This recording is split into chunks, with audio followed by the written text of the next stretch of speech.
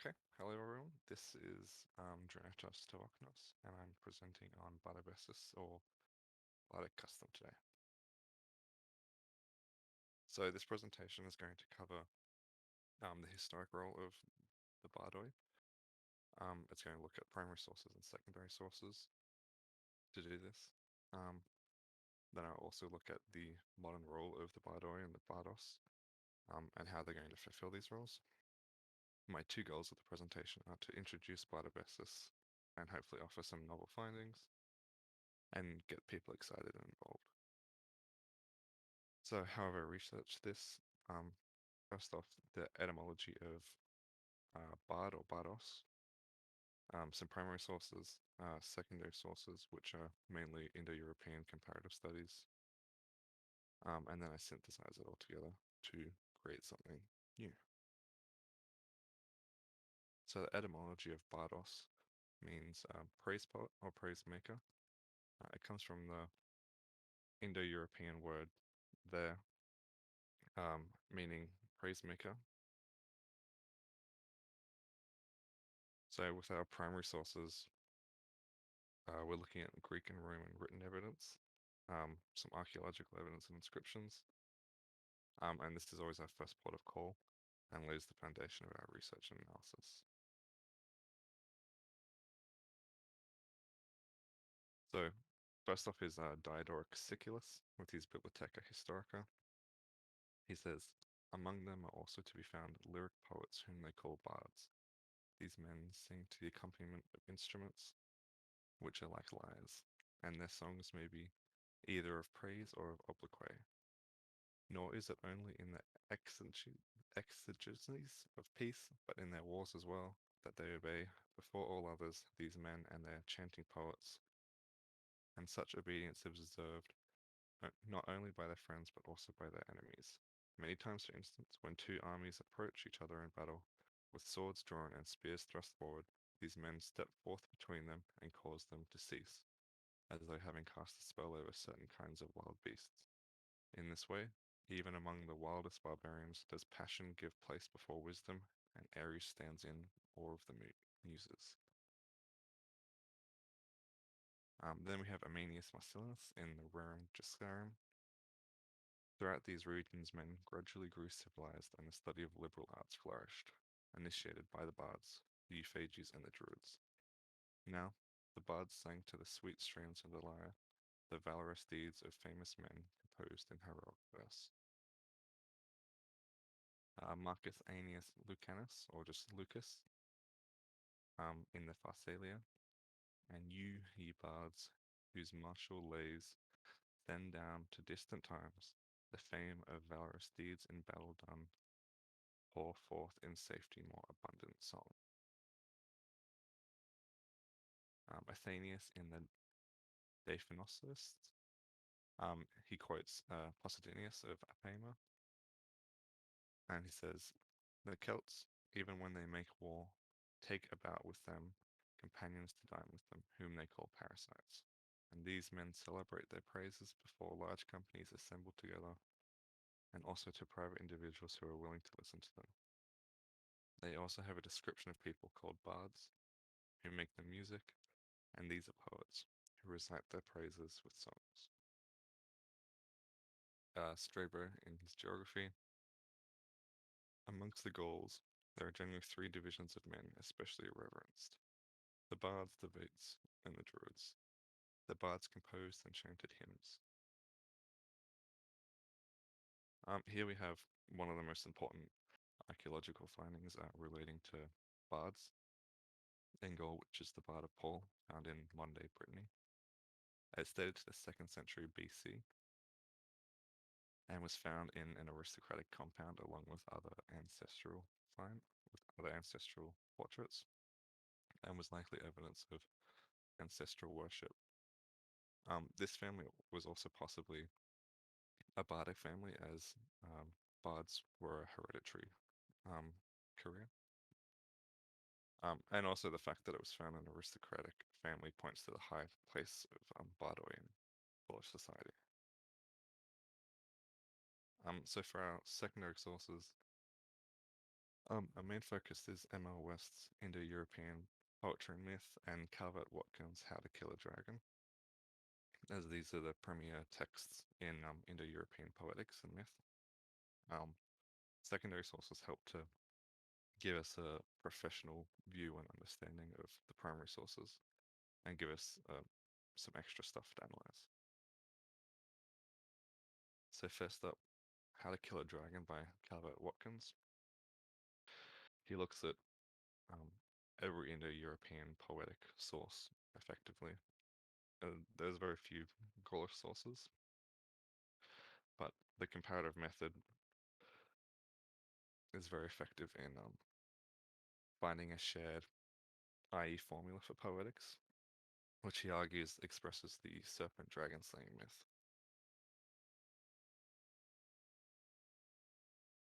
So he argues that the function of the Indo-European poet is to be the custodian and transmitter of this Indo-European tradition.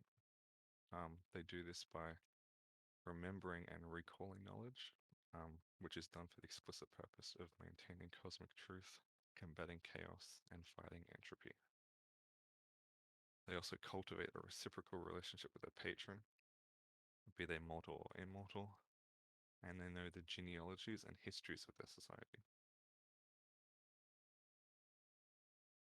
So here I highlight just three poetic techniques of the Indo-European poet, as there's many more, and I could do a whole presentation on just these.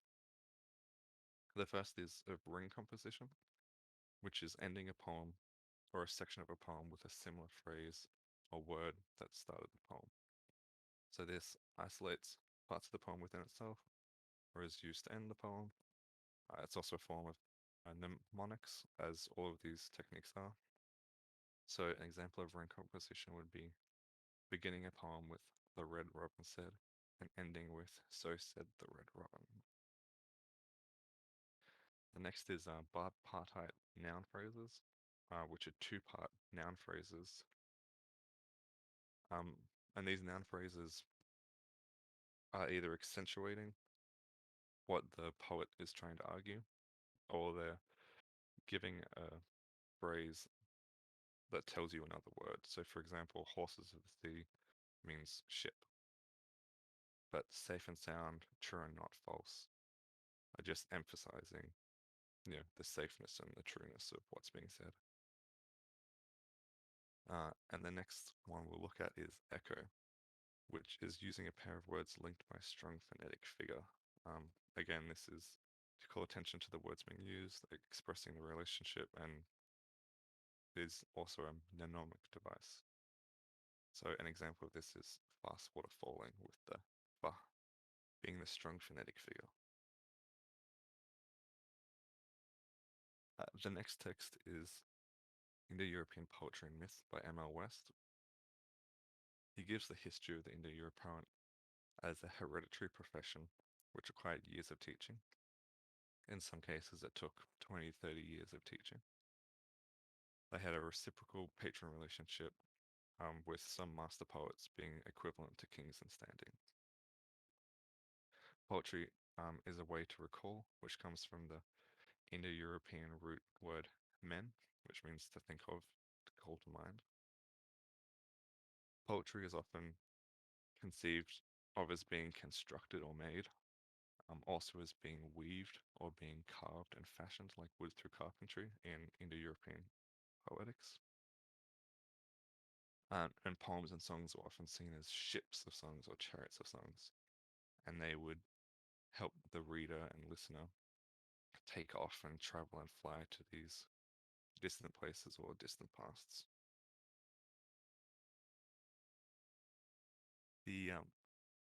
He's got a few key phrases and figures which are common throughout all Indo-European traditions.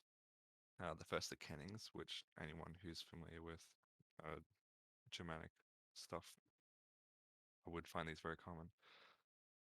It's just simply a two-part phrase that's used instead of a proper name. So an example here I gave is an iron shower, which means like a cloud of thrown spears or arrows. Idioms are another common one. which is just a group of words meaning something not described by the meaning of the words. So, for example, as long as the sun shall cross the sky just means forever or without end. Similes, which we're all familiar with, is a phrase that compares two things by highlighting the similarities. For example, a very common simile in all Indo-European traditions is swift as thought. So arrows were sometimes swift as thought, words, prayers. And the last one we'll look at with Emma West are polar expressions or merisms, which is a pair of contrasting terms. So for example, gods and men just meant all intelligent beings, and creatures two-footed and four-footed means humans and livestock.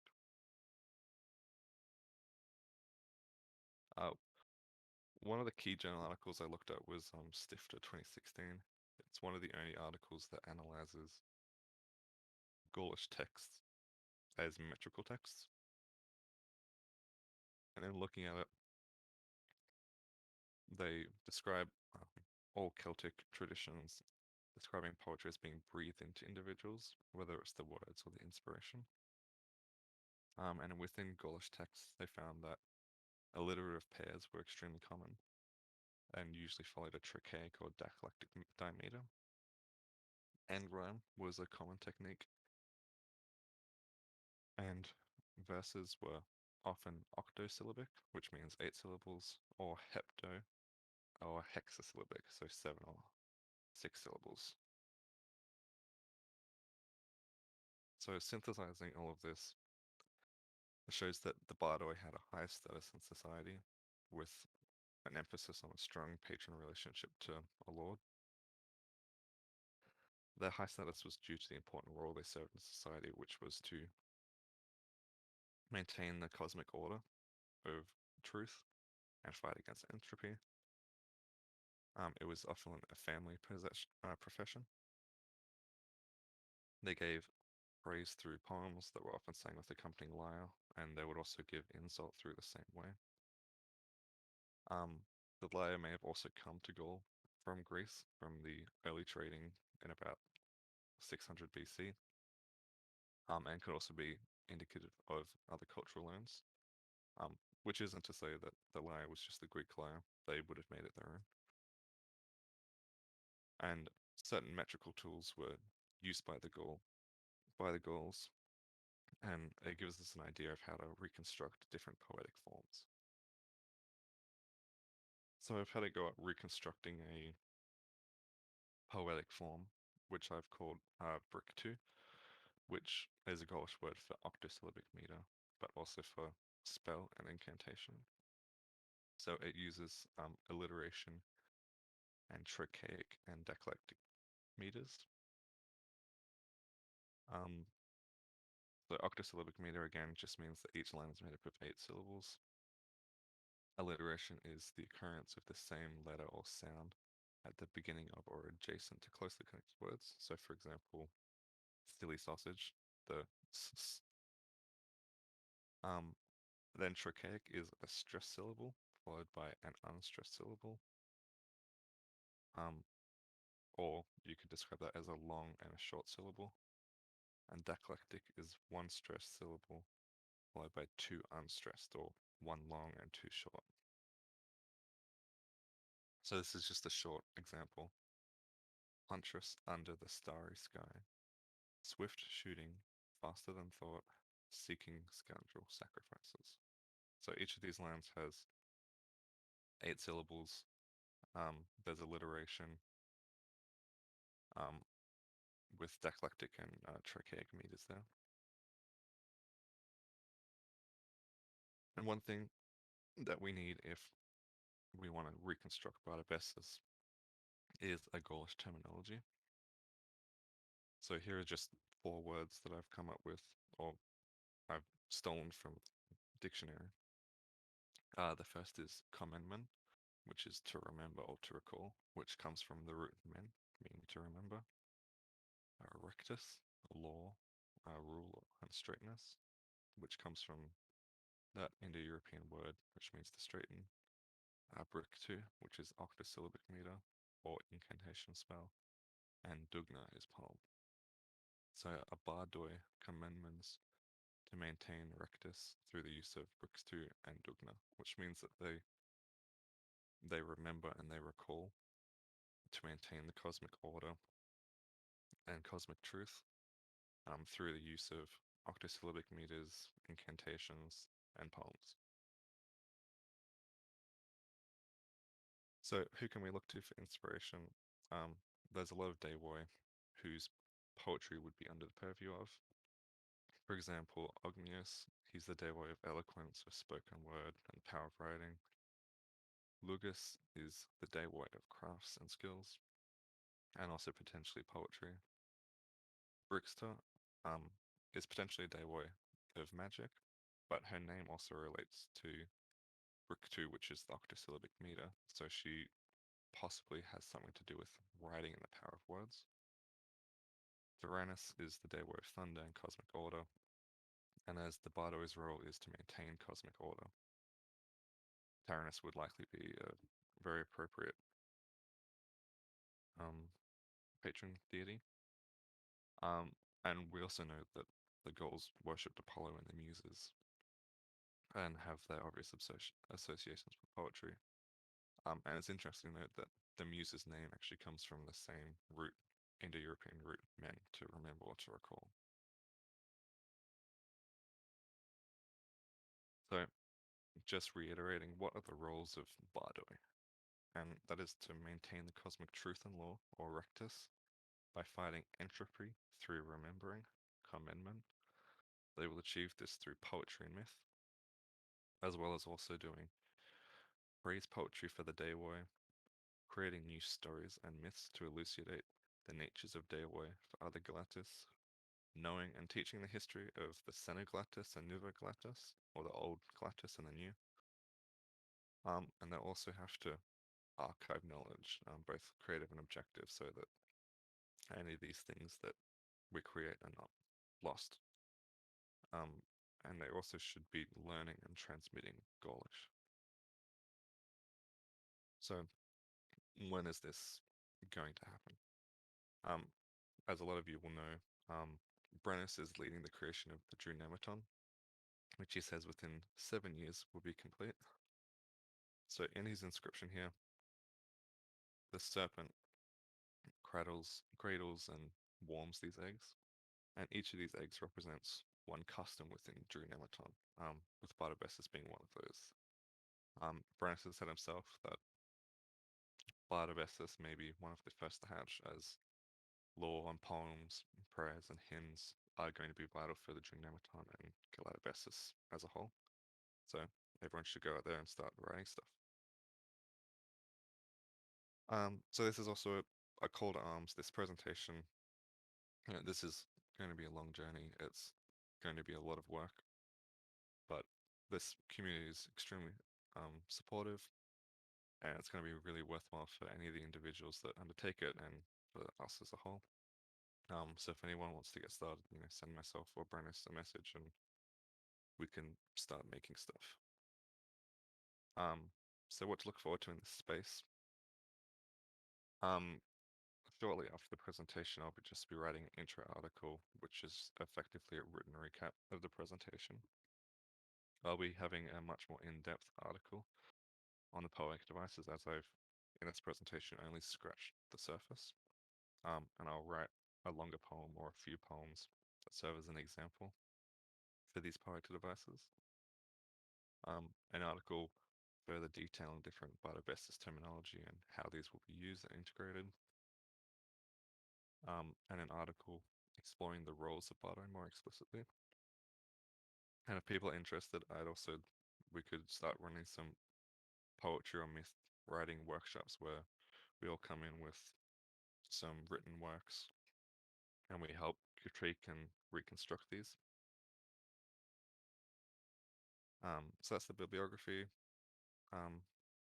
Does anyone have any questions?